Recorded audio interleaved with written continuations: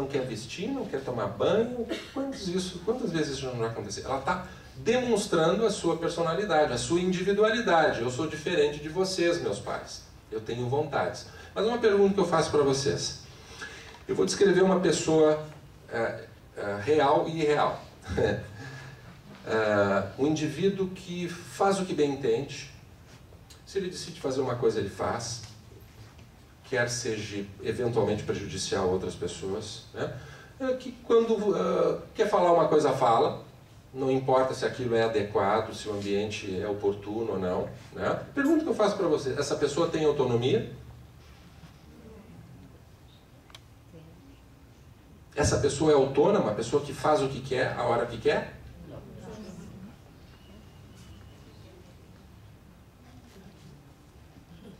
O que vocês acham? Eu acho que é.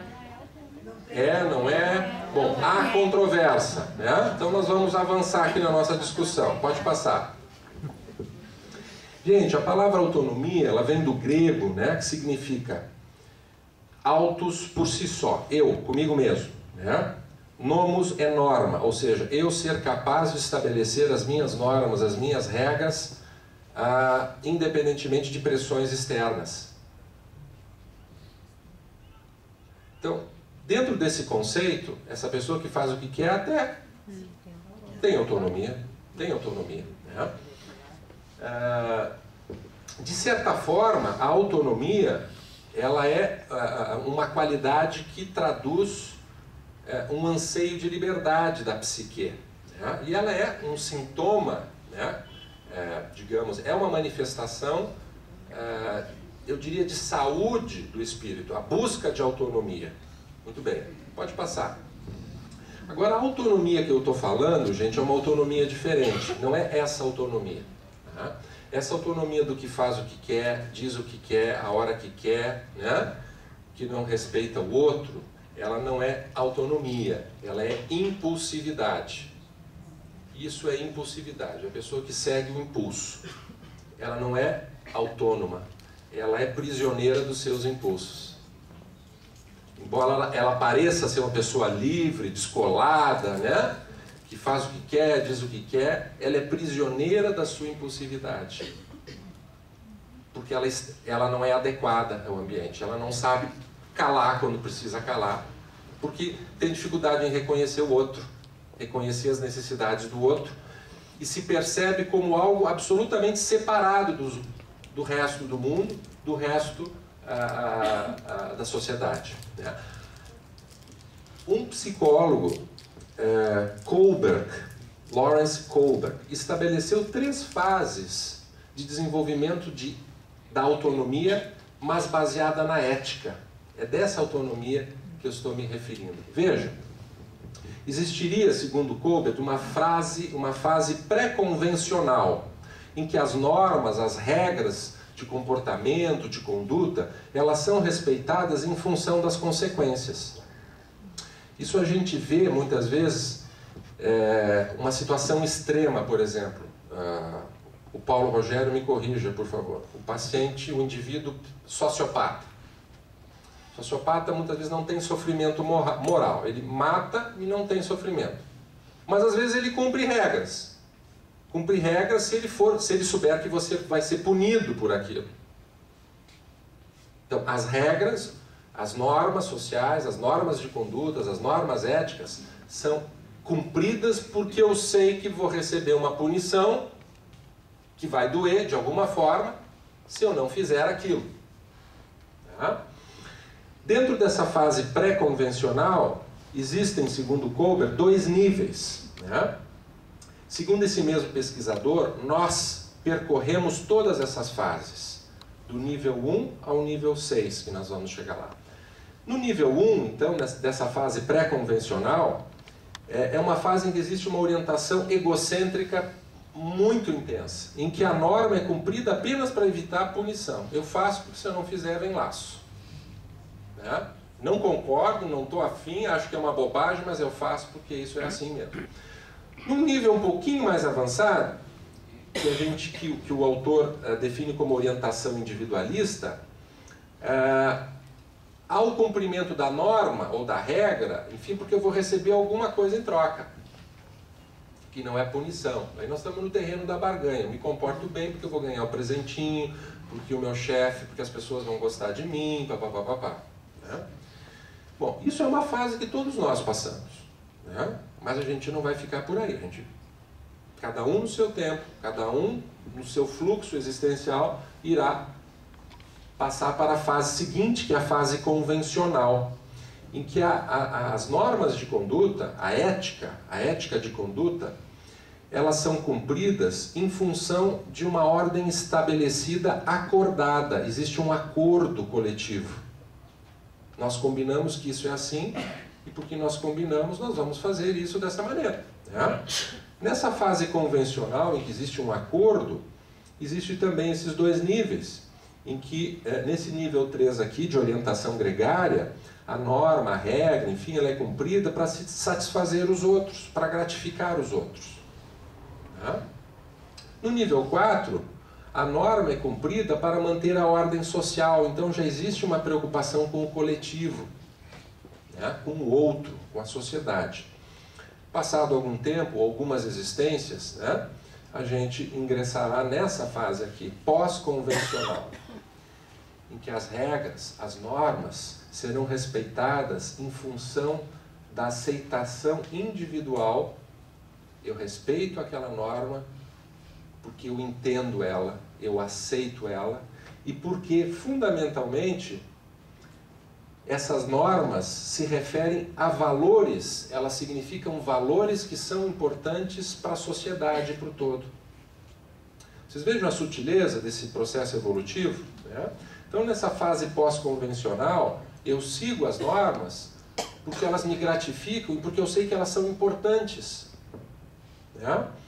Também nessa fase existe o nível 5, em que a norma é acatada em função de um consenso. Eu respeito as regras para o benefício comum em função do consenso voluntário.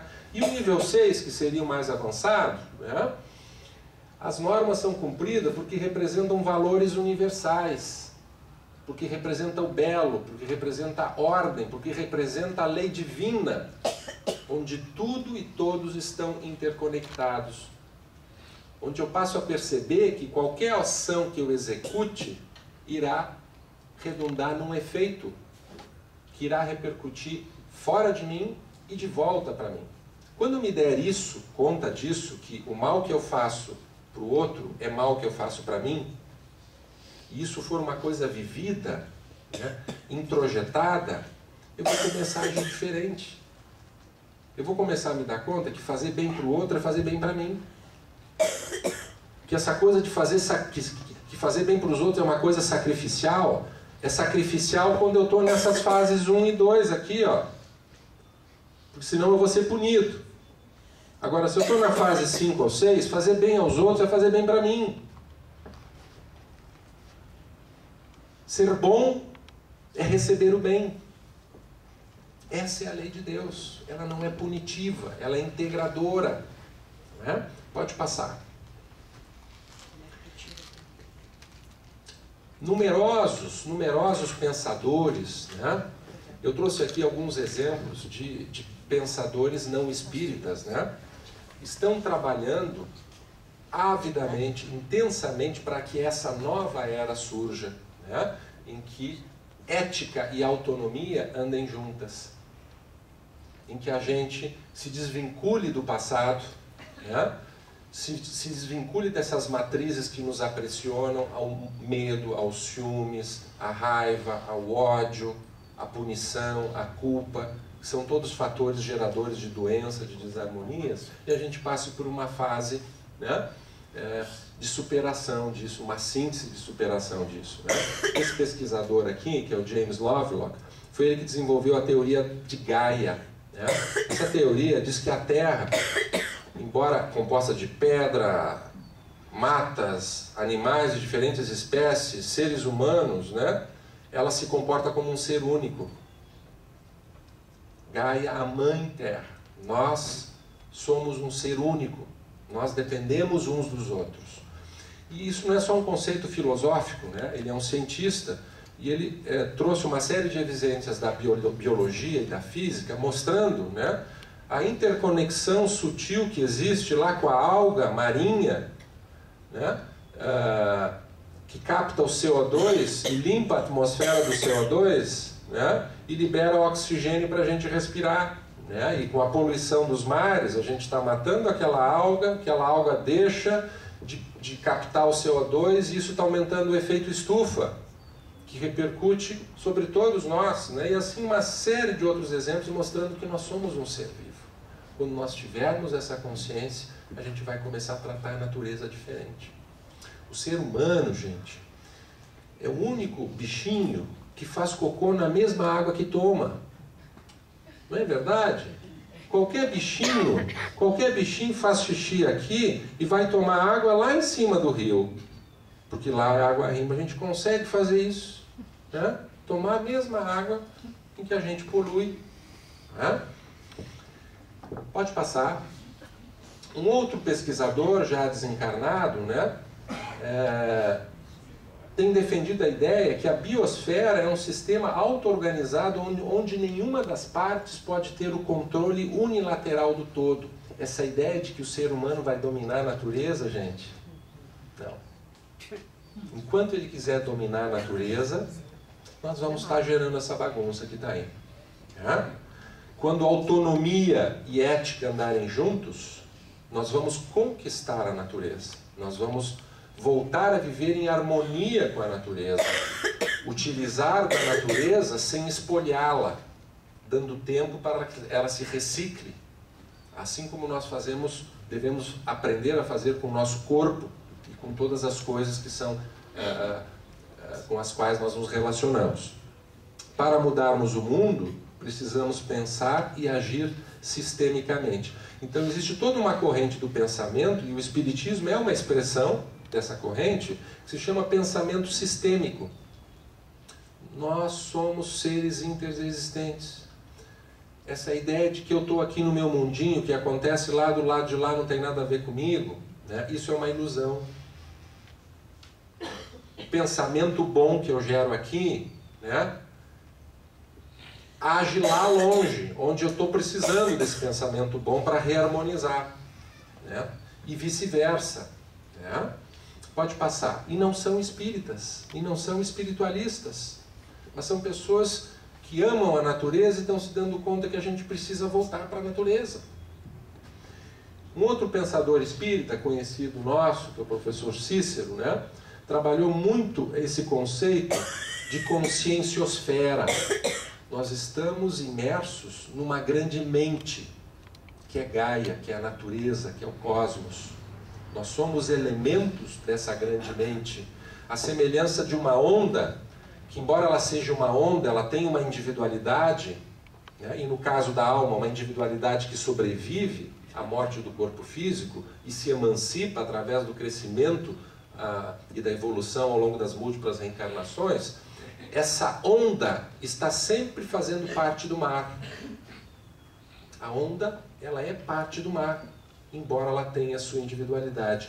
Quando nós começarmos a agir e pensar dessa forma, a gente não vai passar mais uma sinaleira com sinal amarelo. Eu faço de vez em quando, confesso. Às vezes eu quero chegar cedo em casa, né? Eu estou longe ainda do nível 5 e 6, né? Mas a gente vai começar a deixar de fazer coisas que a gente não dá muita bola, porque a gente vai reconhecer que isso pode interferir muito com o outro, né? E interferindo com o outro vai interferir comigo. Pensamento sistêmico. Tá? Pode passar. Quais são os nossos desafios, então? Nós vimos, então, naquele primeiro slide, o mundo hoje. Nós vimos que existe uma nova era, nos convidando a trabalhar por ela e nos convidando a fazer parte dela. Né? Quais são os desafios que nós temos que enfrentar para a gente chegar lá? Né? Há desafios do ponto de vista individual, né? Talvez o maior de todos seja autoconhecimento. Né? Conhece-te a ti mesmo e essa verdade te libertará. Né? Não é conhecer todas as coisas ruins que eu tenho dentro de mim, né? Como às vezes isso é apregoado, né? Olha bem lá no fundo, todas as coisinhas ruinzinhas que tu tem, seja humilde. Não é isso que eu estou falando, né? Conhecimento de si é saber que nós temos Deus dentro da gente. E a gente é capaz de mudar qualquer coisa na nossa vida para melhor. Doença, câncer, relações desarmônicas, nós temos essa capacidade, né? Nós temos a capacidade de perdoar a nós e ao outro. Isso está dentro de nós, né? Isso é autoconhecimento, que a gente não vai encontrar nos livros. Os livros vão apontar caminhos, mas isso é um caminho individual, silencioso, é uma revolução silenciosa que a gente vai fazendo aos poucos, né? Ao longo das nossas vidas. Superação do egotismo e das máscaras do orgulho, né? A gente é muito prisioneiro disso ainda, né, gente? Do meu, não divido, né? Do orgulho ferido. Eu confesso, se eu olhar assim, se eu começar a olhar muito para... Graças a Deus eu tenho que trabalhar 12 horas por dia, 12, 14 horas por dia. Porque se eu começasse a olhar muito, né, eu ia me dar conta que eu ainda sou tão prisioneiro de máscaras, de ilusões, né? E a gente ia começar a ficar tão angustiado, né? Graças a Deus a gente trabalha, a gente tem que suar, a gente tem que ir no supermercado, a gente tem que fazer compra. Isso é espiritualidade. Se a gente pensasse o tempo todo naquilo que a gente tem que fazer, a gente pirava, né, gente? Por isso que a vida tem os seus ritmos e seus ciclos, tá? Grande desafio para nós ingressarmos nessa nova era, né, é nós nos darmos conta de que nós somos co-criadores do nosso destino e da vida, mas é uma cocriação lúcida em que eu, com autonomia e ética, decido pelo melhor. E o melhor é aquilo que é melhor para mim e para os outros, não aquilo que é só bom para mim. Enquanto eu ficar lutando por aquilo que é só bom para mim e que esquece os outros, eu não estou imbuído desse pensamento sistêmico. Eu ainda sou prisioneiro, eu ainda sou dependente de impulsos, de instintos, de apegos, né? O Espiritismo chama a dependência de obsessão e os orientais chamam de apego.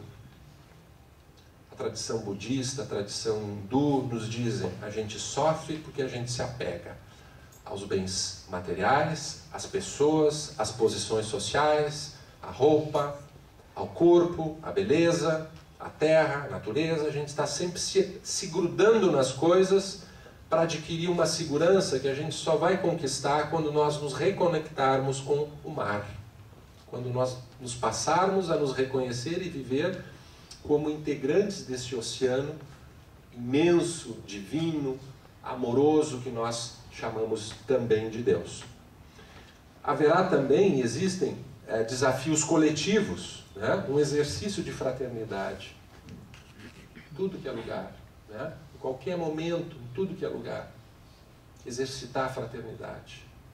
É exercitar o pensamento sistêmico. É buscar a autonomia. É romper com os vínculos e com as dependências. Superação dos sectarismos, né, gente? Mesmo dentro da doutrina espírita, né, nós vemos ainda situações de sectarismos que deverão ser superadas, né, se nós quisermos que a doutrina espírita avance, né, como baluarte desse novo pensamento, dessa nova era. Respeito às diferenças, reconciliação com a natureza. Nós precisamos materializar o divino na nossa realidade e espiritualizar a matéria. O que é espiritualizar a matéria? É tratar as coisas de forma sagrada. A vida, as coisas, né? Com respeito, com atitude, com ética, né? E percebermos como coletividade, sociedade, né, que nós fazemos parte de uma realidade interconectada a nível físico e a nível ético. Nós não temos tempo para nos alongar, né? Mas já é conhecimento da física há mais de 20 anos, né, que a nível sutil, as partículas subatômicas, elas estão conectadas de forma automática, instantânea, independentemente da distância em que elas estiverem. Né? Já se provou em laboratório que quando eu gero 2 elétrons e separo esses elétrons a distâncias absurdamente extensas, quando eu interfiro num elétron, o outro, o seu gêmeo, sofre alteração equivalente instantânea. Ou seja, um elétron passa informação para o outro de alguma forma instantânea, sem levar tempo, numa velocidade maior do que a luz. E isso é físico. Isso é uma descrição da física moderna. É um princípio provado, né, na teoria de Bell, que especulava se isso era possível. Ela foi já definida em laboratório lá na década de 80, 84. Né? Se dois elétrons estão conectados entre si, e que eu saiba, elétron não tem cérebro, né? O que será nós, né, que somos feitos de bilhões de elétrons, bilhões de moléculas? Nós estamos interconectados. Tá? Pode passar. Alguns questionamentos, gente, algumas perguntas para nós, espíritas principalmente, né? Espiritismo para acabada, o que vocês acham? Não tem nada acabado, né? A evolução é permanente em todos os territórios, em todas as dimensões da vida, né? A missão do Espiritismo está concluída ou em vias de concretização? A missão do Espiritismo como consolador prometido, né? Como revolucionário do pensamento filosófico religioso. Está concluída? Está iniciando? Em andamento. O Espiritismo, como expressão da filosofia perene, já assumiu seu papel de aglutinador e mediador das diferentes tradições religiosas? Nos clássicos espíritas, mesmo lá em Allan Kardec, não me recordo a passagem, os espíritos questionam: haverá apenas uma religião? Não. Porque as religiões, elas se estruturam em função da cultura, em função dos regionalismos, das características étnicas, da herança, da bagagem cultural. Não haverá uma única religião, mas poderá haver um pensamento aglutinador. E esse pensamento aglutinador poderá ter o nome de espiritismo, porque ele expressa conceitos que são universais. Os conceitos apregoados pelo espiritismo de individualidade, sobrevivência, evolução, reencarnação, interconexão entre todos os planos, responsabilidade ética, lei de ação e reação, são conceitos hindus, são conceitos budistas, são conceitos presentes nas tradições religiosas milhares de anos antes da era cristã. Então ele é uma expressão desse pensamento universal que nós chamamos filosofia perene. A realidade espiritual já é aceita pela ciência? Temos muito trabalho pela frente, né? O entendimento da realidade é completo? Longe disso, né? Pode passar. A gente ainda vê algumas coisas, né? Uma coisa é o plano divino, uma coisa que o homem consegue fazer, com as suas habilidades, com as suas limitações, né? Com a sua divindade, com a sua humanidade, né? Nós ainda vemos, dentro do movimento espírita, muitas vezes um litígio silencioso, né? Muitas vezes velado, entre os místicos e os científicos. Isso na história do espiritismo, principalmente no Brasil, né? Um pouquinho antes de Bezerra de Menezes assumir a coordenação da Federação Espírita Brasileira, havia um litígio grande entre os espíritas. Um grupo era designado como místicos, em que só era importante a experiência religiosa. Ciência, filosofia, isso não tinha importância nenhuma. Do outro lado, nós tínhamos os científicos, né, que relegavam ao segundo plano as consequências éticas, morais da doutrina espírita. E a gente vê isso acontecendo. Né? É claro, individualmente, eu posso ter mais afinidade com questões científicas, outro pode ter mais afinidade com questões éticas, filosóficas, né? Mas o conhecimento é único, a verdade é única. Né? A gente vê ainda muitas vezes algumas escolas dentro da tradição espiritualista, né? Muitas vezes enfatizando de maneira não, às vezes, eu talvez não encontre a palavra, apregoando de maneira intensa o exercício da caridade, que é digno, que é meritório, que é fundamental para a nossa autotransformação, mas esquecendo que sem ciência, né, eu não vou ter, muitas vezes, a lucidez e o discernimento para exercer o bem de maneira efetiva. E a gente vê isso, né? A gente vê isso muitas vezes, a pessoa querendo fazer o bem e atrapalha. A gente vê isso. Principalmente os noviços, dentro de qualquer tradição religiosa, se encantam com o budismo, com o espiritismo, né? E querem catequizar todo mundo, e querem fazer o bem para todo mundo, e as pessoas não querem o bem. Eu tenho que saber disso, aquela pessoa não quer o bem. Eu tenho que respeitá-la, né? A gente vê ainda algumas manifestações de sectarismo, a gente observa isso dentro do movimento espírita, pode passar. Isso não é uma crítica, mas é uma constatação, né? Porque esses aparentes paradoxos, né, e contradições é fruto da natureza humana, né, que nós temos que identificar e superar isso. Amém? Então eu vejo que o Espiritismo, tentando ligá-lo a essa transformação, né, urgente que a sociedade precisa e clama, né, do hoje para a nova era, ele haverá de superar alguns desafios fundamentais, né? De realmente, efetivamente, procurar ser o elo harmônico entre as tradições religiosas, e não mais uma religião.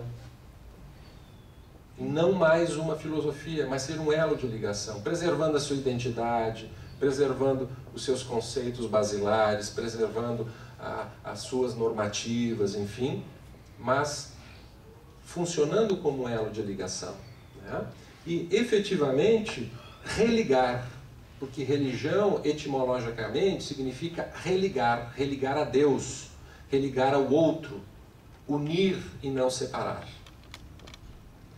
Aproximar as religiões pela sua mensagem universal, do ponto de vista de valores e também de conceitos a respeito da concepção do mundo, que são conceitos universais, como nós já os citamos: sobrevivência, imortalidade, múltiplas existências, a evolução, a justiça divina, que é um conceito que nós temos que trabalhar muito dentro e fora de nós. Deus é amor, Deus não pune, Deus é amor. Enquanto nós estivermos enxergando punição, né, nós não estamos entendendo a justiça divina, nós não estamos vivendo efetivamente essa experiência com Deus, né? Um outro princípio fundamental que o Espiritismo deve trabalhar à exaustão é o conceito de que o destino é uma cocriação. Nós forjamos a nossa trajetória evolutiva, tudo, absolutamente tudo, e que o único determinismo em nossas vidas é felicidade e plenitude. Isso é a única coisa para a qual nós estamos 100% predeterminados. Pode passar? Só para lembrar, né, que outras tradições religiosas, né, mais antigas do que o cristianismo, muito mais antigas do que a sistematização que nós chamamos de espiritismo, já falavam de karma, né? No Pali, no sânscrito, pode passar, em que o conceito de karma faz parte da tradição hindu, do jainismo, do sikhismo, do budismo, e aqui no Ocidente, além do espiritismo, a noção de karma e de reencarnação faz parte dos conceitos da antroposofia, da teosofia, da Ordem Rosa Cruz, do caudaísmo, que é uma religião mais ocidental e contemporânea, não tão conhecida, mas recente, pode passar. E que o conceito fundamental de todas as tradições religiosas é o conhece-te a ti mesmo, reconhece a divindade que existe dentro de ti e usa esse poder de amar, de perdoar, de revolucionar a vida e o destino para melhor a qualquer hora, em qualquer momento, né? E as tradições orientais usam muito esse termo Maya, né, como a ilusão que a gente tem, calcada no egoísmo e no orgulho, de não enxergar a realidade como ela é. Nós, estando aprisionados dentro de nós mesmos, nós temos muita dificuldade de reconhecer que nós fazemos parte desse todo harmonioso. Isolados em nós mesmos, nós sentimos solidão. Pensando e agindo sistemicamente, nós nos sentimos integrados e ricos, porque fazemos parte de uma coisa grandiosa que é a vida e o universo. Tá? Então nós temos que superar Maya. Maya são as dependências, são as obsessões, são as ilusões, são os medos, são os receios. Né?